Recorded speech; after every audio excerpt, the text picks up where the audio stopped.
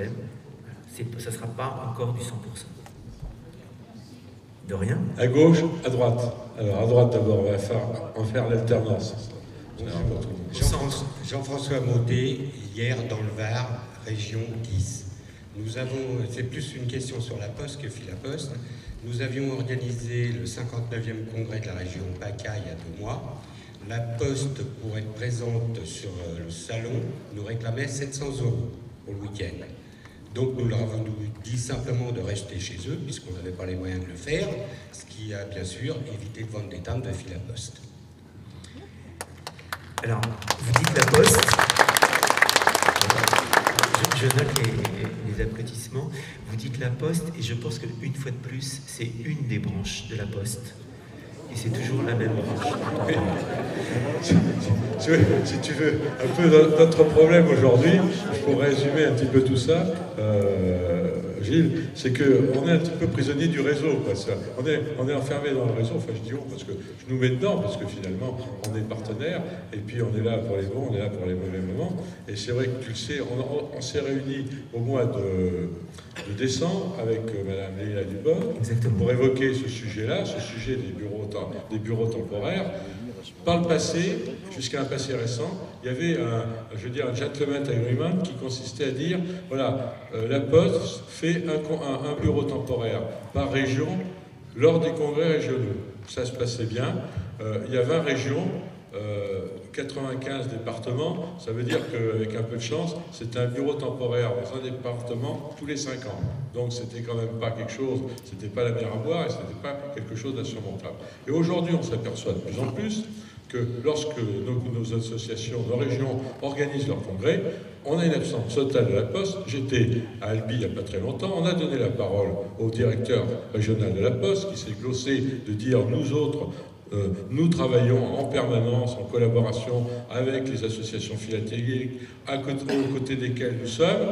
Il était sur l'invitation, le jour de l'invitation, il n'était pas à l'inauguration, et on a vu personne du bureau de poste. Et je cite Albi, j'étais il n'y a pas trop longtemps à Lannion, il n'y a encore pas trop longtemps, j'étais je ne sais plus où, enfin partout où je vais, et aujourd'hui, je vois rarement un bureau temporaire. Ce qui est un peu dommage. Alors, on avait proposé une solution, c'est-à-dire de créer quelque chose, de créer un accord, une convention entre les associations philatéliques fédérées et la Poste pour nous permettre d'assumer au moins un travail et un service auprès de nos visiteurs.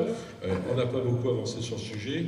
Je regrette quand même, si je dois avoir un petit regret, malgré toutes les bonnes nouvelles que tu as pu nous annoncer, il faut que ça fasse partie de nos projets, parce que les manifestations régionales, n'oublions pas, c'est quand même le moyen de faire la promotion de la philatélie. Hein, et au-delà de ça, il y a aussi, et là ça permettra de répondre déjà à d'autres questions, il y a aussi en profil la fête du timbre. Hein, parce que tout à l'heure on a abordé la fête du timbre et le problème récurrent des bureaux de poste qui ne sont pas ouverts ou des gens qui ne veulent pas se déranger pour assumer la fête du timbre. Voilà.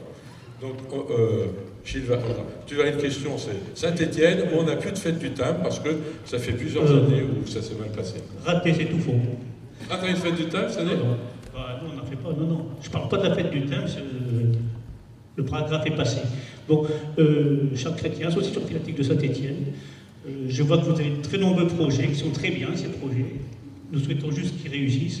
Moi, juste une question par rapport à celui des bureaux philatéliques que vous souhaitez mettre en place.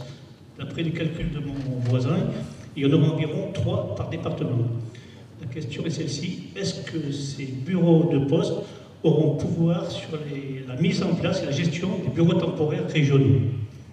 Ça reste encore à travailler. Je ne sais pas encore bien vous répondre.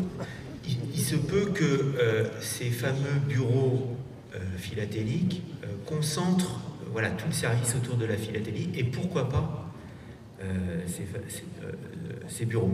Donc voilà, pour l'instant, moi j'en suis à travailler avec l'enseigne sur une liste de 300 bureaux qui couvrent intelligemment le territoire et derrière on aura, et j'espère, tous les services associés.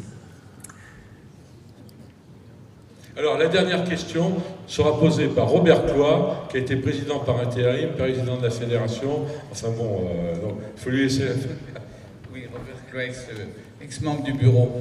Je voudrais revenir sur les LISA dont vous n'avez pas parlé. J'ai cru entendre hier, bien qu'étant en train de travailler au jury, que certaines machines LISA vont disparaître. Est-ce que ce sont celles qui nous permettent d'avoir des LISA vierges au bout de quelques années, puisque les chiffres s'effacent? Et moi, j'ai été saisi quand même de nombreuses réclamations de gens qui collectionnent ces LISA qui sont belles, et vous avez augmenté quand même en puissance, puisqu'on en a quand même près d'une dizaine, entre 10 et 15 par an. Collectionner 3 ans ou 4 ans après des vignettes vierges, c'est pas possible, et vous découragez ces collectionneurs. Alors, je voudrais savoir où il en est de l'évolution de ces LISA qui s'effacent. Alors, très honnêtement, c'est un sujet que je n'ai pas encore pris à bras-le-corps. Même si je l'avais identifié.